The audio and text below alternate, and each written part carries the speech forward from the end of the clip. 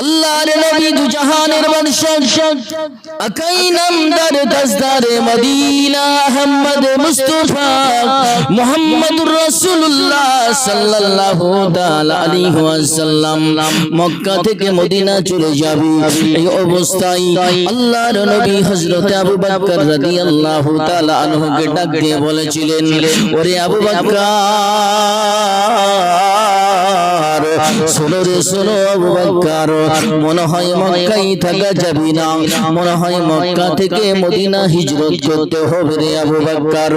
যেই দিন দয়ার নবী মায়ার নবী যেই দিন ঘোষণা করে দিলেন, ওই দিন থেকে নিয়ে হযরত আবু বকর রাদিয়াল্লাহু তাআলা আনহু নবীর সাহাবী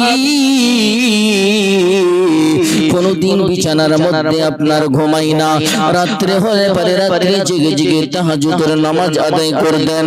ওই